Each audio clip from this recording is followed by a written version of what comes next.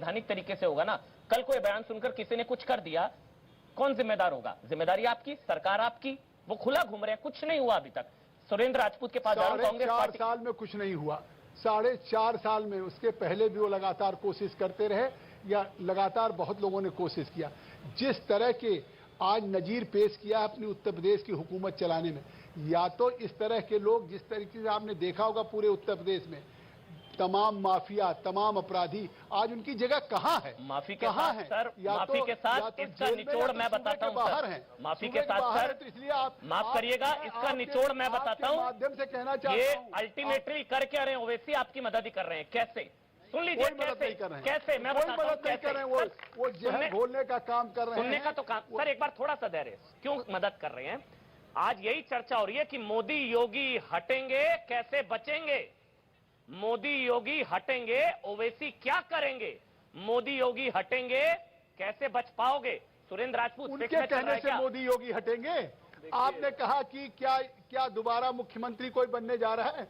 आपने देखा हिंदुस्तान में पहली बार हुआ कि स्पष्ट बहुमत से मोदी की 14 में सरकार बनी और 2019 में उससे भी ज्यादा बहुमत से। इन्होंने फिर वही उत्तर प्रदेश में योगी की सरकार साहब बता रहे हैं योगी कितने उपयोगी सुरक्षा के लिहाज से उत्तर प्रदेश में। 325 के पार होंगे, आप नोट कर लीजिए। चलिए सुरेंद्र राजपूत जी, फिक्स मैच चल रहा है क्या? आप तो ये आरोप लगाते हैं बी टीम। अमन भाई, सुरेंद्र राजपूत एक बड़ा पुराना साहब और अरुण भाई आ रहा हूं। एक बड़ा पुराना सा शेर था, याद आ गया। कहते जिसको बड़ा गुरूर था कि वो मजे में है, या तो वो फकीर है और या नशे में है।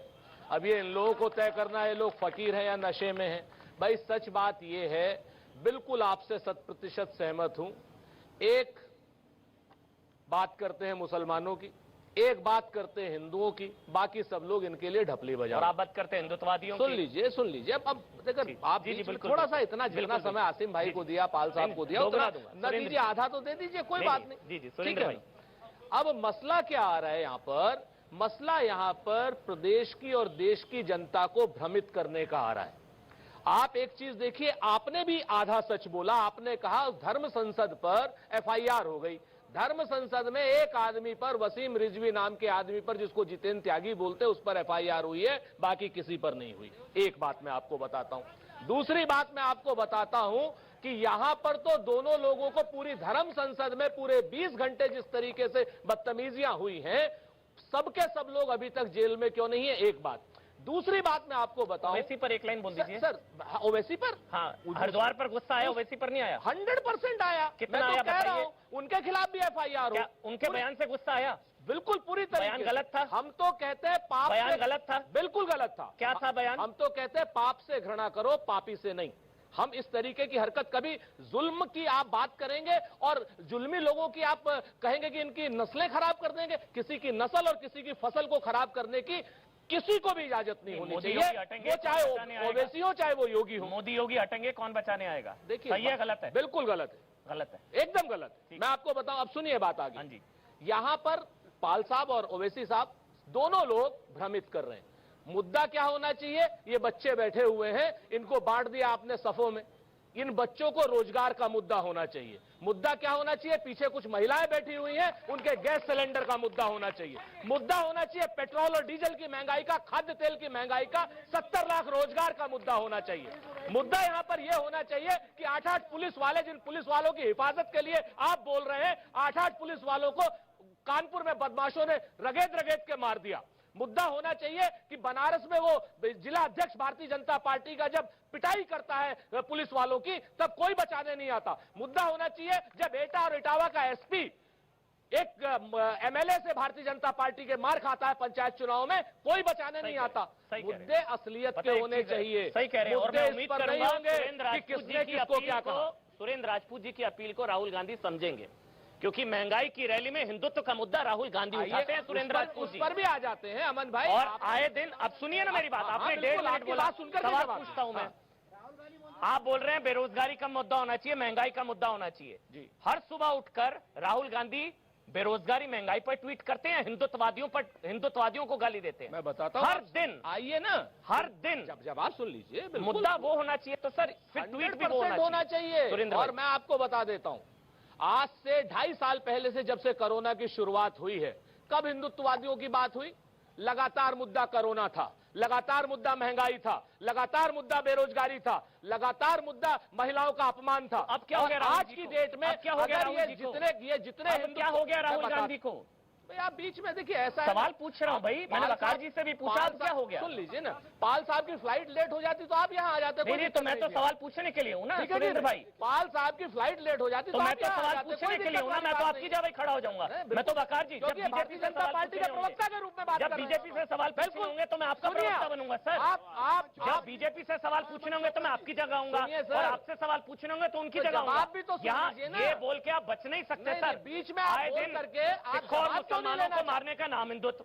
हिंदुत्व मारता है, हिंदुत्व काटता है, हिंदुत्व लूटता है, हिंदुत्व जहर देता है आए दिन सर। और आप यहाँ ज्ञान दे रहे हैं महंगाई मुद्दा, बेरोजगारी मुद्दा। समझाइए ना राहुल जी। हाँ बिल्कुल बिल्कुल। उसके बाद आ रहा हूं सर। ये देश गांधी का है, गोडसे का नहीं है। इस देश में गांधीवाद चलेगा, गोडसेवाद नहीं चलेगा।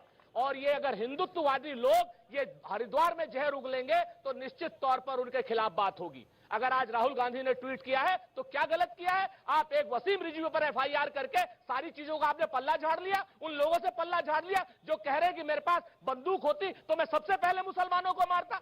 इस बदतमीजी के ऊपर कोई एफआईआर हुई? हिंदुत्व आतंकी, बिल्कुल हिंदुत्ववादी लोग थे वो सारे के सारे। हिंदुत्व आतंकी, हिंदू फिर वही गलत बात आपने नहीं, अपनी सलमान बातें खुर्शीद मेरे ने मुंह में बोला नहीं। भाई, स्पष्ट सलमान रूप से खुर्शीद ने बोला। उस धर्म संसद में जितने लोग थे सब लोगों ने कायराना आतंकियों जैसा व्यवहार किया है। एमएच खान साहब, ठीक है सर, एमएच खान साहब, मगर अगर बेरोजगारी की बात करें, वैसे एक सवाल पूछूं आपसे सुरेंद्र भाई जी, यूपी में कितनी बेरोजगारी दर है? 48%। यूपी में 48%। यूपी में 48%। यूपी में पूरे आप उत्तर प्रदेश की बेरोजगारी दर और राजस्थान की बेरोजगारी दर का फर्क आपको मालूम है? यूपी और सुन लीजिए सर। आप सीएमआई के आंकड़े की बात कर रहे हैं, बस फिर फ्रॉड आया है। अच्छा, वो झूठ सरकारी बोला है, फ्रॉड हो गया। एग्जैक्टली। उत्तर प्रदेश में 4.5, राजस्थान में 20%। आप चाहें, अरे रुकिए ना, राजस्थान में 20% है, उत्तर प्रदेश में 4.5 है। अपना प्रदेश संभाल लीजिए। यही तो आप लोगों का असलियत का चेहरा सरकारी आंकड़ा है ना भाई, ये है चेहरा सरकारी आपका, आंकड़ा है ना, जो ऑलरेडी सरकारी आंकड़ा है ना, सरकारी सुरेंद्र लोग भाई। झूठ बोल रहे हैं। बाकायदा केंद्र की एजेंसी जो है वो बता रही अब है। ये 10 जनपद से आंकड़े लेंगे क्या? सरकार से ही लेंगे ना अरे सर। तो आप क्या सरकार से ही लेंगे ना? लेकर के आए? सरकार, नरेंद्र मोदी के यहाँ से? सरकार, आप सरकार आंकड़े एजेंसी। नरेंद्र मोदी के यहाँ से लेके आए? अहमद खान। आपको शर्म नहीं आती? सर सरकार से आपको लूंगा ना शर्म नहीं आंकड़े। आती? आंकड़े तो एजेंसी आपको देंगी ना। शर्म नहीं आती? आंकड़े तो एजेंसी देंगी आपको ना। शर्म नहीं आती? 4.5%, राजस्थान में 20%। सुन लीजिए, एमएच खान। एजेंसीज ने आंकड़े दिए 48% है उत्तर एमएच प्रदेश में बेरोजगारी सर दर। गूगल करिए, बताया आपको पता कि लगेगा बच्चों को रोजगार आपको। मिला। महंगाई का मुद्दे, बताया महंगाई भाई की रैली किसी में को रोजगार हिंदुत्व का मिला, मुद्दा है। बताइए। एमएच खान, अब आप बोलिए। 48 नहीं 100% का है, एक को चलिए। मिला। ठीक, फिर बात करते हैं, चलिए हो गया। बात करते हैं रोजगार की। सारी नौकरियां हाई कोर्ट में पड़ी हुई है। एमएच खान, सारी नौकरियां हाई कोर्ट में पड़ी हुई है। चलिए। ये नहीं एमएच चलने खान वाला साहब, चोपड़ा। एमएच खान साहब, मुद्दा क्या है? नहीं चलेगा आपका। एमएच खान, हाँ जी, बोलिए बोलिए। हाँ जी, एमएच खान साहब, जी, क्या चल रहा है उत्तर प्रदेश में? किसकी सरकार? बहुजन मायावती जी की कह रही है कि भाई ये लोग तो हिंदू मुसलमान में लगे हुए, असल मुद्दे पर चर्चा ही नहीं होने देते। अभी प्रेस कॉन्फ्रेंस देखी थी मैंने। एमएच खान साहब, देखिए अमन जी, सबसे पहले मैं आपसे एतराज अपना देना चाहता हूं कि आपने बुआ बबुआ कहा। हमारी बहन जी को नाम नहीं आता, आपको याद नहीं है? 4 बार की मुख्यमंत्री बुआ बबुआ का गठबंधन तो, आपकी बुआ कौन है? बबुआ का गठबंधन तो आप ही लोगों ने कहा है। आपकी बुआ कौन है? बुआ बबुआ आपकी का बुआ कौन है? गठबंधन तो आपकी आप ही बुआ, लोगों आप ने कहा अपनी है। बुआ क्यों ला रहे हैं? बुआ बबुआ का आप गठबंधन तो अपने आप ही बुआ लोगों ने बबुआ कहा क्यों ला है। रहे हैं भाई? ये तो आप अखिलेश जी अपने को बुआ, समझाइए फिर। अपने बुआ को ये क्यों ला अखिलेश रहे जी हैं? को समझाइए। नहीं नहीं, ये हम आपका तो आपसे गठबंधन ही पूछ रहे बुआ बबुआ का हैं, था, आप आपकी ही लोग बुआ बोलते कौन थे है? ये। आपकी बुआ कौन है भाई? अरे भाई, आप ही आपकी लोग बुआ बोलते कौन थे। है? आपकी, मेरी तो बहन कुमारी मायावती जी है। आपकी बुआ बहन कौन है? बुआ को आपकी बुआ डेफेमेटरी कौन है? शब्द है बताइए क्या? ना। नहीं नहीं, ये एतराज वाला आप डेफेमेटरी मत शब्द कहा बुआ। करिए। आप बुआ में क्या बुराई है भाई? आप ये सब खान बातें साहब, मत कहा करिए। बुआ कोई हल्की बुरा शब्द बातें है क्या? मत कहा करिए आप। हल्की बातें मत कहा करिए आप। चलिए ठीक। ये हल्की बातें चलिए हैं। ठीक ठीक ठीक, चलिए आगे बोलिए। 4 बार की आ रहा हूं। मुख्यमंत्री अरुण यहाँ भाई, आ रहा हूं पर आपके है। पास। हाँ, देखिए, हमारी खान। पार्टी का नारा ही सर्वजन हिताय सर्वजन सुखाय। सर्वजन हिताय सर्वजन सुखाय। सारे लोग, हिंदू मुसलमान सिख ईसाई, आपस में सब भाई भाई।